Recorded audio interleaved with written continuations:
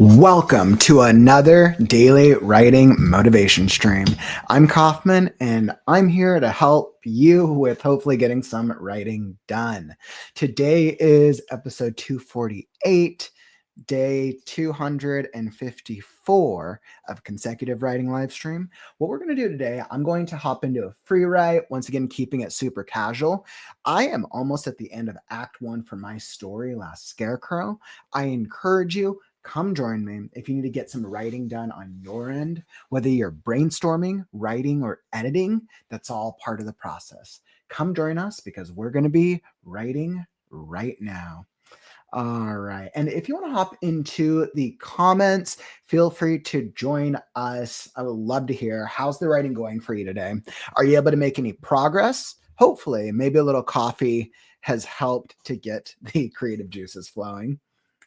All right, so you can see I already have the setup on my end. I have my outline. And by the way, ML, welcome, my friend. And Susan, what's up? Hope the writing is treating both of you guys well. I know it sounds like we've been making some pretty substantial progress over the past week. So let's end off the year strong. Every single day as we get closer to the end of the year, I'm like, all right, let's end it off on a high beat. Hopefully. Hey, what's up, Tiara in the house? Welcome, my friend. Okay, so I'm going to throw up some music. I'm going to get into the writing on my end. And let's see, you can see I have my outline. Once again, I like to break down each of my chapter goals. I actually just finished chapter 9. I'm at the end of my Act 1. Let's see, which is actually chapter 10. What do I need to do? So I need to actually do a quick review for where I'm at. So I want to say right now, characters, I have Scarecrow, Quilt. We're technically going to have the remains of Hand, Robot, or Mr. Crow, and the last robot. So I want to say those are, I believe, all the characters in this chapter summary. Let's see, tell the story, Scarecrow, and okay, now I have to double check my notes and I have to see where the chapter ends off. I forgot. Yeah, I was like, I don't think it does any backstory. I think this chapter is actually a little bit more of a transitionary chapter. Let's see, summary, Scarecrow, summary, Scarecrow discovers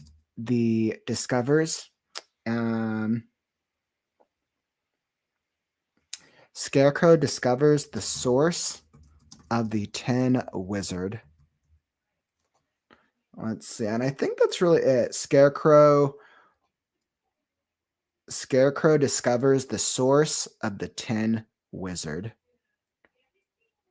As something, a wizard with unexpected results. Yeah, I would say that's the summary of this. And then what do I need to fix? Second draft goals. So as always, I like to add what my goals are for this version. But this chapter's pretty short. I don't actually think there's going to be too much for me to punch up. I just need to re-include Hand. Since I've introduced the Hand character in the second draft, I need to touch on how Hand, Foot are connected with Last Robot. And I think that's the only real thing. It's yeah, wow, this is actually going to add kind of like this bittersweet. That's what I wanted. I wanted to add a real bittersweet element. Add a bittersweet feeling with these with the conclusion of the Hand and Foot characters.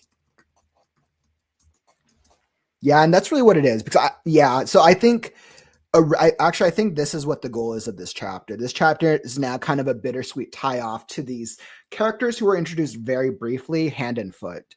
Okay, so that's really what this chapter needs to accomplish. Okay. Because if I recall from writing it, I'm pretty sure the original draft, I think I did capture the tension of it correctly. I felt very proud of the tension. Okay, so as you can see, I like to do a little bit of planning before I head into my chapter. And I was like, 64 is definitely not where it's at. I like to just track my page numbers to give myself an idea. Let's see. So chapter 9 was that, or chapter 9 was that at 89 pages? This is more just for myself than anything. Yeah, I mean, chapter 9 was pretty lengthy. Yeah, so that was correct, which means chapter 10 puts me at 100 and something pages. Chapter 10, 105. All right. 105. Perfecto. Interesting. So then that means by the time they hit end of Act 1, they're at about the 100 or so page mark. I mean, once these are shortened, yeah, so so the readers at around the roughly the 100 page mark by the time they hit the end of Act 1, roughly, which I'm pretty happy with. I am actually content about that. I want it to feel like the first 100 pages has been this kind of like cool action adventure experience that has been an initial setup to the world. Okay, so I got that. I'm pretty happy with that. I'm ready to hop into it. I'm going to throw up some music. Let me say, I saw a couple more of you hop into the chat.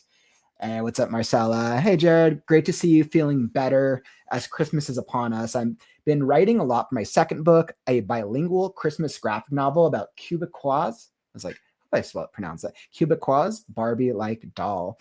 Marcella, I'm so happy for you. Yes, I'm feeling much, much better. No longer in the hospital this week, but thank you for that. I'm glad that you're making progress on your graphic novels. Very, very cool. I know you had a really good setup for everything. Good luck with it. Hopefully you're able to get the second one in with good speed. And what's up, Stephen? Welcome, welcome, my friend. You do you do any writing at all, my friend, or are you predominantly gaming? I'd love to hear. Drop a comment. All right, so I'm gonna come join you guys in the comments. I'm gonna throw up some music. Come join me, and let's get to writing.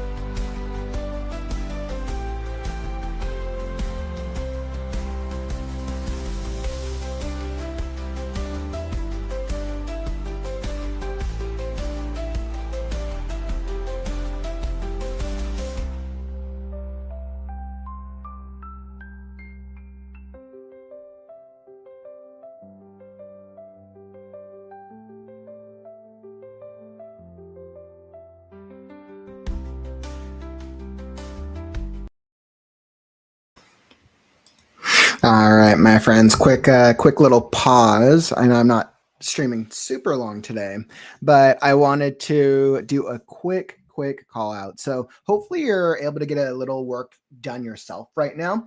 I know I'm actually really happy with this section of the chapter. This chapter is kind of like a huge turning and tension point for my story, and I'm kind of adding this pausing moment on giving the hero Scarecrow a chance to turn back, which I think it does actually work. So it's kind of making it his decision. Yeah, which I do like. I think it's helpful. So we'll see how it comes out. So real quick, I have a couple call outs for those of you who are in the community. We have a couple things coming up. So for those of you who want feedback on your story, this Saturday is the next stream of the Story and Critique Show. I do free readings of writers' story excerpts and then a free critique on stream. If you haven't submitted before, I highly recommend. The link to the submission form is posted down in the YouTube discussion. If you're on one of the other platforms, just drop me a message or send me a DM and I can send you the stuff, but highly recommend. So that's the Saturday stream. That'll be a lot of fun. And then what else? So we have a lot of things coming up. Our next holiday writing event, the WriteNow-a-thon, is fast approaching. I was like, I can probably pull this up.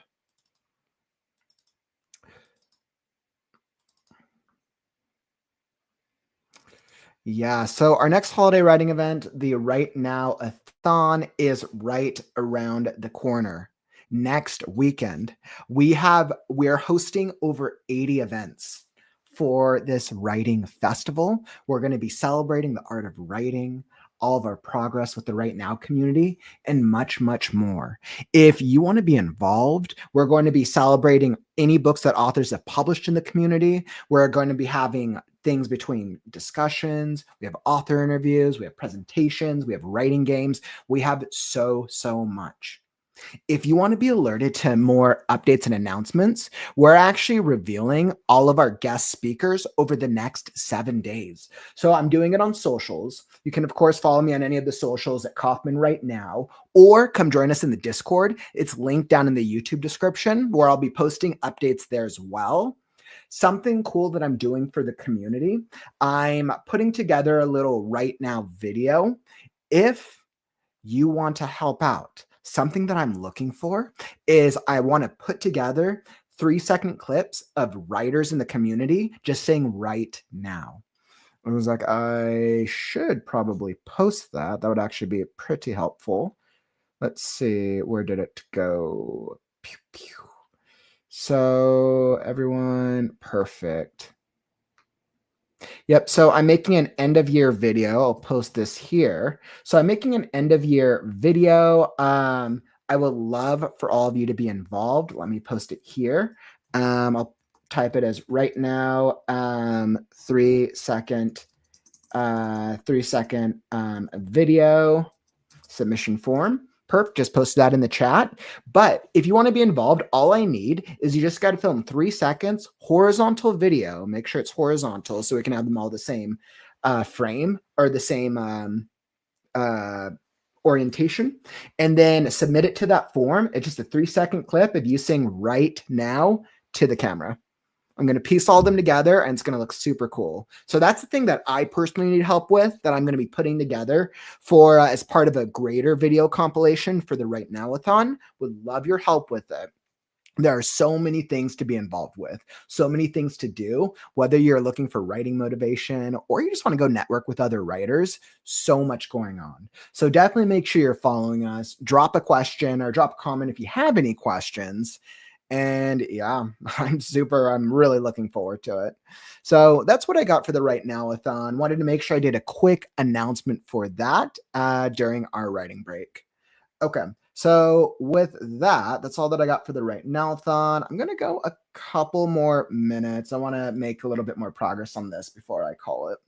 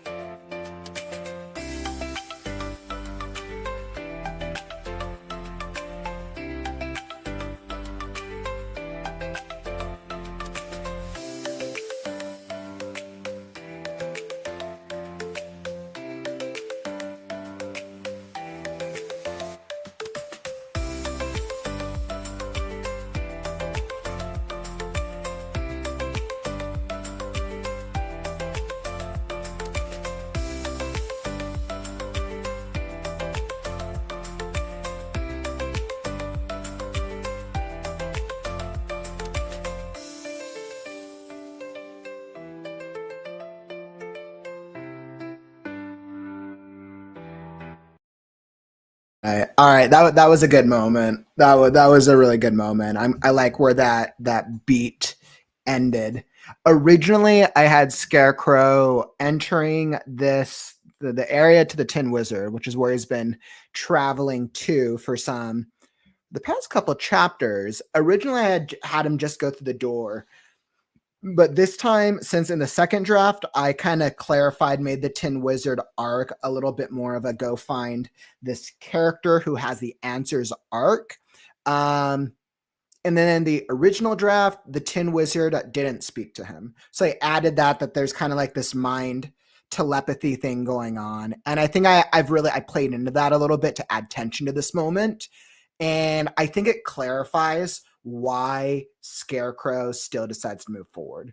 Throughout the course of the story so far, Scarecrow is basically woken up from his field with no memory of anything, basically, right? And he goes on this journey because Mr. Crow steals his hand originally, but then he travels and he goes with Mr. Crow, agreeing to help him throughout the travels, and then ending up in New City, going through New City to now find the wizard. When the hand or the voice causes him to realize that the real reason he left the field isn't because isn't was less about his hand. Obviously, he needed his hand, but it was he cares more about getting answers about who he is.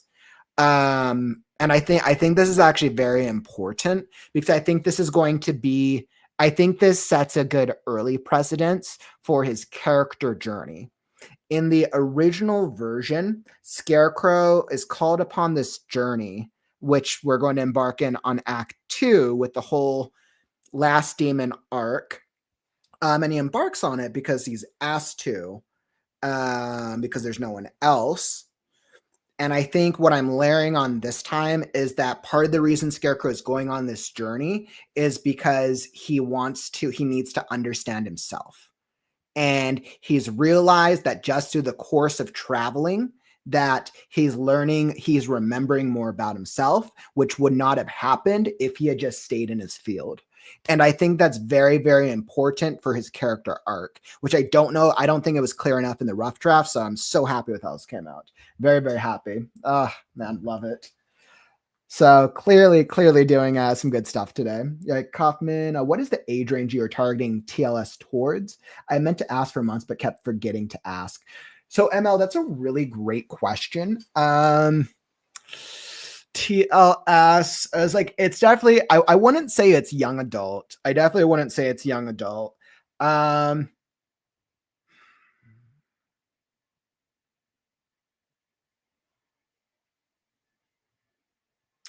Yeah, I mean that's a good question. I'm trying to think about what age ranges this would work towards.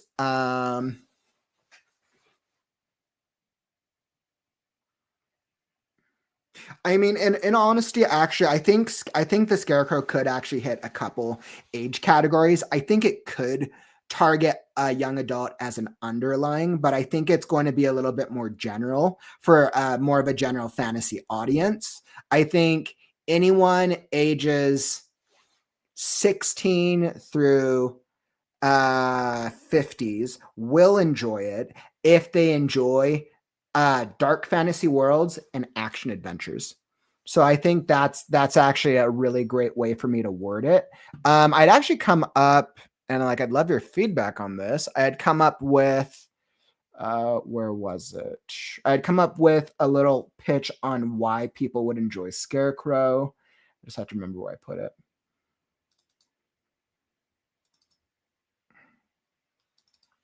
Yeah, so I'd come up with a little pitch for why people would enjoy Scarecrow, and I was really thinking about this. So I've actually reformatted, and I would love your guys' feedback on this. Hey, what's up, Courtney?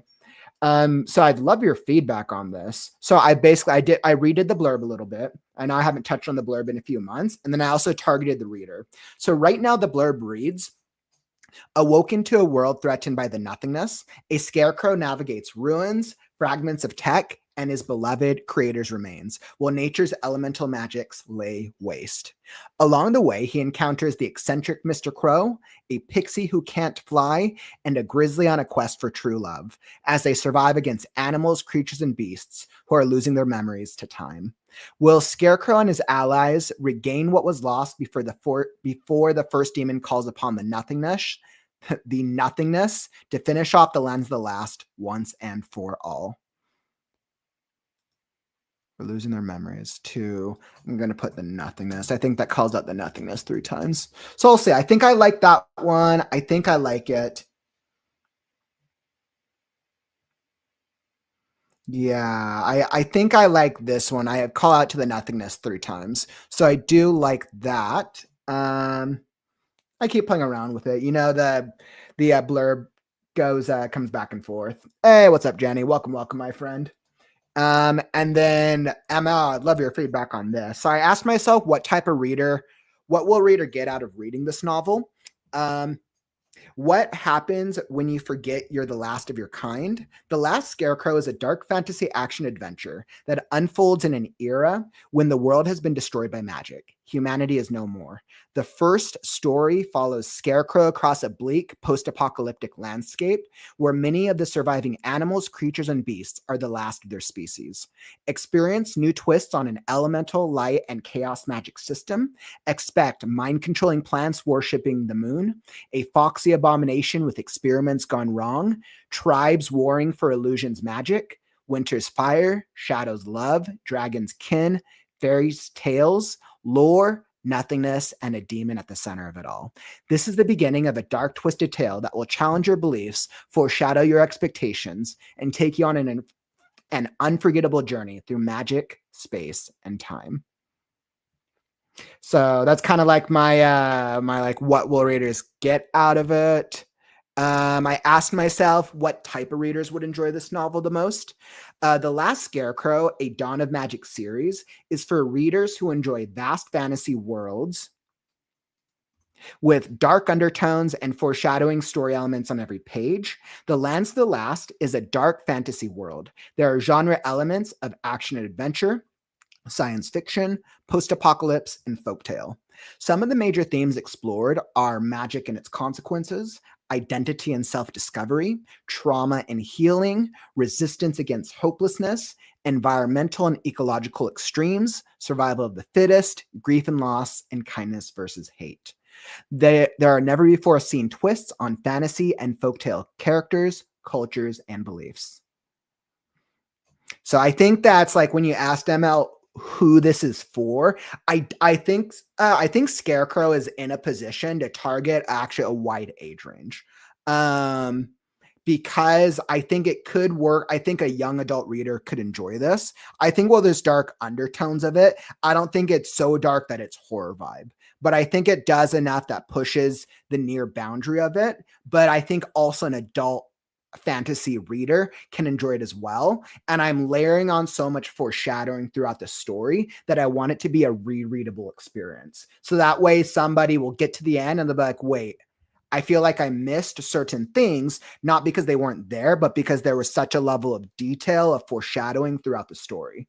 So I do feel pretty confident that it will hit a couple different age ranges. I don't know if it will technically hit all 4 markets. That I'm not sure yet, which I want to say the 4 markets is young adult, old adult. Well, yeah, young male adult, old male adult, young female adult, and then old female adult based off the age ranges. But yeah, that's kind of what I've got so far. And of course, I'll have a better idea once I start getting feedback once the story is a little bit further along as well. I'm like, of course, I'm happy with Scarecrow, but once again, we can't. The readers decide if they like the story, so we'll find out. But thanks so much for liking that, guys. Any feedback is always appreciated. Glad you liked it as well, Courtney. I've like refined the blurb a little bit as well over the time. I was trying to just make it flow, nothing too long. I didn't want to do like a long blurb, but just enough to give a kind of a make a reader want to read more. I think that you will draw in lots of readers from all ages. Agreed. I was just wondering where it would be placed in a bookstore. Fantasy. Yeah, so if and I think this is why I'm determining the major category as fantasy. It would be placed under the fantasy section. Which is why the main genre is fantasy with these other subgenres. Like the subgenres of fantasy, if there is a subgenre in a bookstore in the fantasy category, it would either be dark fantasy if a bookstore has that category, or it would be under action and adventure. Since Scarecrow is basically a character goes through a land, as when it's a character goes through a land, meeting different things, being put against obstacles, that generally tends to fall in the action adventure category.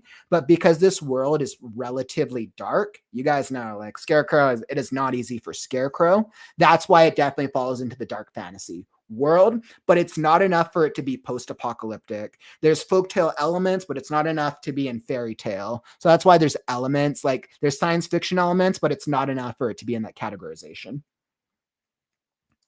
Thank you so much, Jenny. Appreciate it. Is dystopian fantasy a genre? It would fit in that if so. So, I actually had somebody ask that before. It later books might fit into dystopian fantasy. The only reason I don't think it would fit into dystopian fantasy is because there's no real overarching society. A dystopia is essentially it's a world where the rules are reversed, where things are where it's kind of like evil regime or or evil government hierarchy is at the top, overruling an underdog type character or underdog type alliance or whatever. With the Lands of the Last, there's no real overarching governments or rules. The Lands of the Last is broken up into tribalistic or into tribes and different warring tribes, and most of the tribes are the remainders of the last kinds of species. So because of that, I don't think it would fall into dystopia because there's no overarching organization. Otherwise, it would. If there was a bigger organization, it could fall into it. But I think because there's not, I don't think it would hit the dystopian genre. But definitely let me know if you guys think it might. So yeah, but on that note, I definitely love all your guys' feedback. If anything else comes to mind, I'm sure I'll share these again at some point in the future. I continue to update these. Hopefully, I should have the Last Scarecrow website will be ready to go soon. So that'll be super cool. My cover art for the book is in the works. It's currently with my cover design artist. So I'll probably reveal the cover art sometime early next year, maybe January or February. I'll probably make an event out of it. So we'll do that next year. You guys can see I just got almost done with Act 1. So I feel like I'm in a good place. Act 1 to write took me about 2 months to go through the second draft, but that was with the holiday events as the backdrop, and then also recognizing that I had to revise a lot of Act 1 to match the rest of the story. As I go further into Act 2 and 3, my pace is going to pick up a lot because the amount of revisions is just going to be less because I know the story sound. So yeah, I was like, I don't know why I moved this over here. So yeah, so overall I feel pretty good. But on that note, I have to get going. Yeah, so which brings us to where is it? Brings us to creative writing on the morrow. So I'll be back tomorrow for another afternoon live stream. Same time, 2 p.m. Pacific, 2, 3, 4, 5 p.m. Eastern. I'll be here. Come join me for some more writing tomorrow. Once again, make sure to submit if you need feedback on your story excerpt for this Saturday Story and Critique show. Otherwise, yeah, I'll catch y'all tomorrow. Come join us in the Discord if you want to keep the conversation going. If you enjoyed the stream, tap that like button on your way out. Help us show the algorithm that writing streams are cool. All right, my friends, thank you for stopping by. I appreciate it. But unfortunately, that brings us to the end of the stream. Don't forget, words are wind, but stories are forever. I'm Kaufman, and I'll catch you on the morrow. Stay creative, writers.